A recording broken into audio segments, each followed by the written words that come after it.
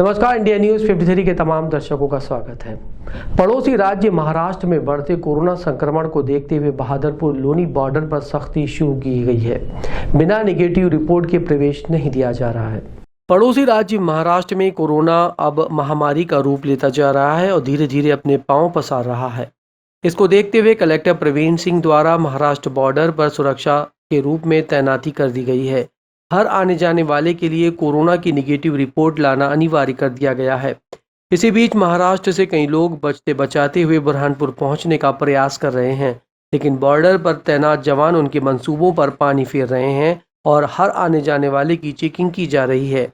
स्वास्थ्य परीक्षण किया जा रहा है। इतना ही नहीं, लोनी बहादुरपुर के चेक पोस्ट नाके पर स्वास्थ्य विभाग कामयाबी से डेरा डाले हुए है और आने वालों का स्वास्थ्य परीक्षण किया जा रहा है। इसके अलावा मास्क नहीं पहनने वालों पर चालानी कार्रवाई भी की जा रही है। साथ ही बसों की भी चेकिंग की जा रही है कि बस में कितने लोगों ने मास्क पहना है, बस में बैठने वाले यात्री कोरोना गाइडलाइन का पालन कर रहे हैं या नहीं। इस तरह की सावधानी भी बरती जा रही है। जो लोग कोरोना की नेगेटिव रिपोर्ट लाकर नहीं बता रहे हैं, उन्हें वापस किया जा रहा है। जिला मुख्यालय पर कोरोना से बचाव के लिए वैक्सीनेशन का कार्य जारी है। इस दौरान वैक्सीनेशन सेंटर पर लापरवाही भी सामने आने लगी है। जिले में कोविड-19 की वैक्सीन लगाने में लोग अभी रुचि लेना शुरू भी नहीं हुए हैं, तो इसके साथ ही अब लापरवाही भी सामने आने लगी है। ये हम नहीं कह रहे हैं, बल्कि टीका लगवाने आए एक व्यक्ति ने ये आरोप लगाए। इस व्यक्ति का कहना है कि 2 मार्च को इसने कोविड-19 के टीके के लिए पंजीयन करवाया और उसे 3 मार्च को बुलाया गया, लेकिन जैसे ही वैक्सीनेशन सेंटर पहुंचा तो उसे पता चला कि उसके इस आधार कार्ड पर टीका लगाया जा चुका है। इस व्यक्ति का कहना है उसे टीका नहीं लगाया गया। इतना ही नहीं, 3 मार्च को फ्रंट लाइन के वर्करों को टीका लगाया जा रहा था और ये शख्स ना तो कोई अधिकारी है और ना ही कोई स्वास्थ्य विभाग का कर्मचारी। उसके बावजूद भी इसे फ्रंट लाइन के वर्करों में शामिल कर इसके नाम से किसी और को टीका लगा दिया गया। इस व्यक्ति ने स्वास्थ्य विभाग पर लापरवाही का आरोप लगाया और मजबूरी में पैसा देकर प्राइवेट हॉस्पिटल में इसे टीका लगवाना पड़ा। कोविड पोर्टल के ऊपर रजिस्ट्रेशन कराया और पेड वाले हॉस्पिटल एप्पल हॉस्पिटल में मैंने अपॉइंटमेंट मांगा, जो मेरा सक्सेसफुली रजिस्ट्रेशन हो गया। उसके बाद मैं 3 तारीख को मैंने जो टाइम मांगा था वो टाइम के ऊपर मैं वहाँ पर गया और पेड की रसीद मैंने कटवाई 250 रुपये की। आधार कार्ड लेने के बाद में उन्होंने उनका सिस्टम खोल के उससे ये कहा गया कि आपको दोनों टीके लग चुके हैं। उसके बाद मैंने कहा ऐसे कैसे लग सकता है, जब तक कि मुझे OTP नहीं मिलेगा, जब तक मेरा वेरिफिकेशन नहीं होगा तो मेरे नाम के ऊपर, मेरे आधार कार्ड के ऊपर, मेरे मोबाइल नंबर के ऊपर टीका कैसे लगेगा। फिर उन्होंने मुझसे कहा कि या तो आप बोले सिस्टम को सुधरवा लीजिए या फिर हम आपको टीका लगा देते हैं, लेकिन आपको सर्टिफिकेट इशू नहीं हो पाएगा। उसके बाद उन्होंने मुझे टीका लगाया और तो मैंने कहा फिर दूसरा टीका, तो बोले आप इसी प्रकार आना, 250 रुपये देना, हम आपको दूसरा टीका लगा देंगे, लेकिन आपको सर्टिफिकेट जो वैक्सीनेशन का वो जो सर्टिफिकेट जो इशू होता है वो इशू नहीं कर पाएंगे, क्योंकि इसमें बोले एक्सेप्ट ही नहीं कर पा रहा सिस्टम। शहर के मंडी बाजार क्षेत्र में किसी श्रद्धालु द्वारा नाग नागिन की आकृति वाली ककड़ी मंदिर में प्रसाद के रूप में रख दिए जाने के बाद लोग इसे चमत्कार मानकर मंदिर में इसकी पूजा अर्चना कर रहे हैं। बुरहानपुर शहर के मंडी बाजार स्थित गणपति मंदिर में किसी श्रद्धालु द्वारा रखी गई ककड़ी में अचानक नाग नागिन की आकृति उभरी दिखाई पड़ी, जिसकी चर्चा शहर मोहल्ले में हुई तो धार्मिक आस्था से जुड़े लोग भगवान महादेव का आशीर्वाद और चमत्कार मानकर पूजन अर्चन में जुटने लगे। आसपास के लोगों को जानकारी लगते ही उसे देखने के लिए लोगों की भीड़ उमड़ने लगी। नाग नागिन की आकृति वाली इस ककड़ी को मंदिर के पुजारी राजेश शंखपाल और भीकन महाराज ने शिवलिंग पर सजाकर रख दिया, जिसके बाद लोग नाग नागिन के कथित अवतार को देखने के लिए जुटने लगे। कई लोग ककड़ी की नागनुमा आकृति देखकर आश्चर्यचकित भी हो गए।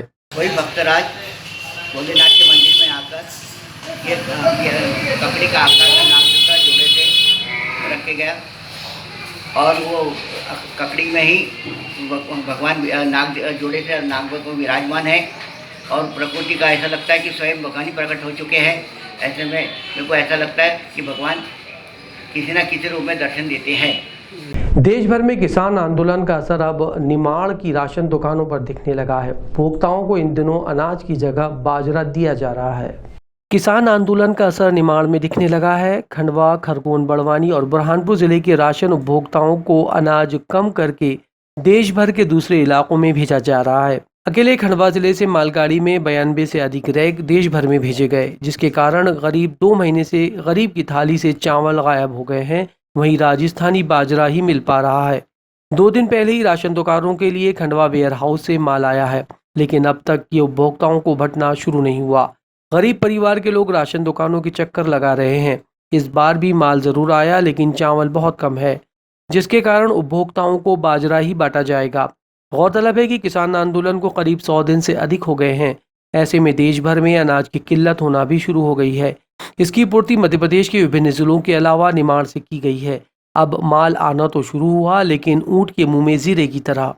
राशन दुकान संचालकों का कहना है कि कहीं न कहीं त्रुटि होने से अधिकांश राशन दुकानों को पिछली बार माल आवंटित नहीं किया गया, वहीं कुछ माल बाहर चला गया। कृषि उपज मंडी रेणुका वेयर हाउस में 30 से अधिक ट्रक इन दिनों कृषि उपज मंडी रेणुका मंडी के पास बने वेयर हाउस में खरगोन के आगे उनसे कुछ माल आया है।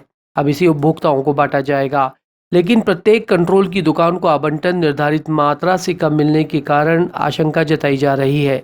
बाजरा गर्म होता है, फिर भी गर्मी में ये बांटा जा रहा है। हालांकि क्वालिटी अच्छी है। लॉकडाउन में काफ़ी अधिक बढ़ गया था। इसके बाद किसानों का आंदोलन शुरू हो गया, जिसके कारण ये स्थिति बनी है। उपभोक्ता शेख खलील ने कहा कि बाजार से अनाज लेना पड़ रहा है, अभी कंट्रोल से नहीं मिल रहा है। घासलेट और शक्कर भी नहीं दे रहे हैं। अनिल खोरे राशन दुकान संचालक ने कहा कि लोग गुस्सा कर रहे हैं। बाजरा मिल रहा है, हमें तो राशन से जितना अनाज मिलता है उतना ही बांट रहे हैं। गेहूँ, चावल और बाजरा कितना कितना मिल रहा है? 2 किलो गेहूँ ना, ये 2 किलो बाजरा। तो बाजरा कौन खा रहा है? पहले गेहूँ देते थे तो हो जाता था। अभी 1 किलो चावल देते थे, उसमें हो जाता है एक व्यक्ति खा लेगा 5 किलो ना। फिर बताओ तो आप लोग अगर ये देते थे तो ये वो भी बंद कर दिया, बाजरा दे रहा है। तो कौन खा रहा भैया? अभी गर्मियों में बाजरा कोई खा रहा वाला बताओ तो। ऐसे नहीं तो ऐसे बीमार नहीं पड़ेंगे इसको खा के। ये गरम आता ना, गरम कौन खाएगा गर्मियों में इसको?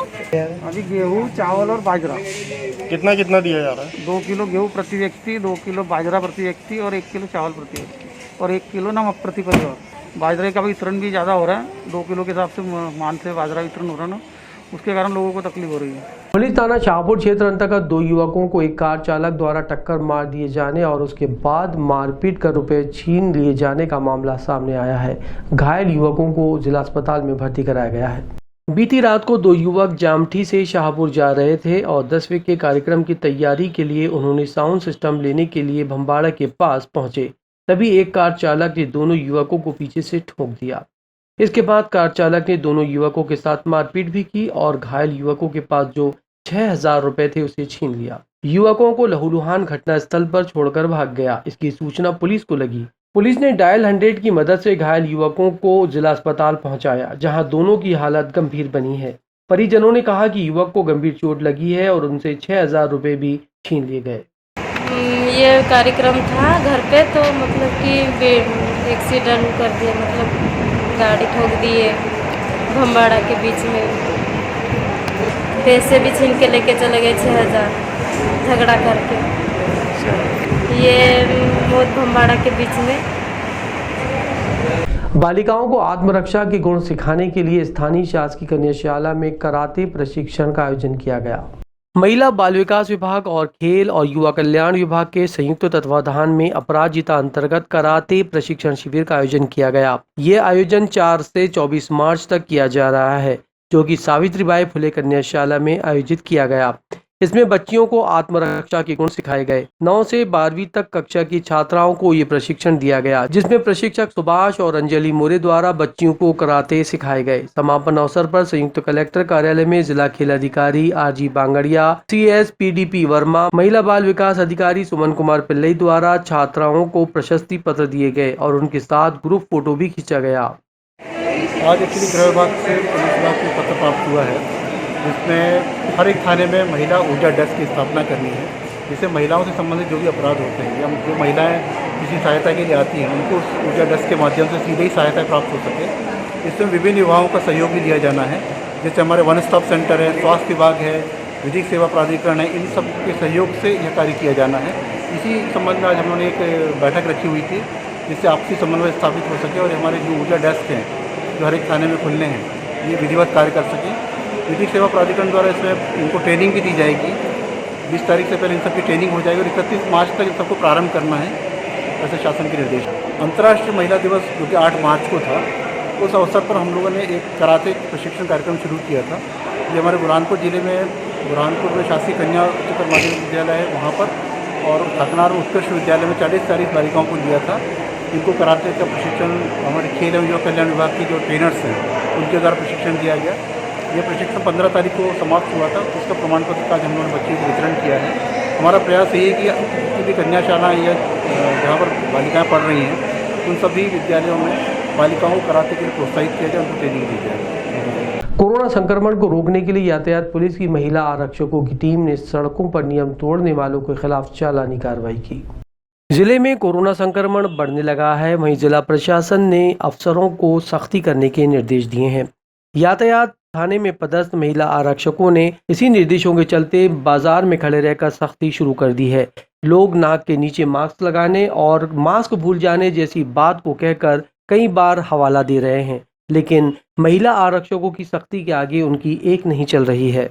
यातायात थाने की महिला आरक्षक आरती शर्मा और नीतू जाट ने कई लोगों को लताड़ लगाई और कहा कि आप जैसे लोगों की वजह से ही कोरोना वायरस बढ़ रहा है। यदि आप इस तरह लापरवाही बरतेंगे तो अपने परिवार के साथ साथ शहर और समाज के लिए भी मुसीबत खड़ा करेंगे। गौरतलब है कि बुरहानपुर में कोरोना वायरस संक्रमण लोगों की संख्या 150 से अधिक पहुंच चुकी है। बावजूद इसके लोग सुधरने को तैयार नहीं, लापरवाही बरतने में कोई कोर कसर नहीं छोड़ रहे हैं। लोगों को समझाइश देने के उद्देश्य से यातायात पुलिस लगातार कार्रवाई कर रहा है। यातायात पुलिस विभाग द्वारा अब तक लगभग 1,500 से अधिक लोगों को 100 रुपये के हिसाब से चालानी की राशि वसूल की गई है।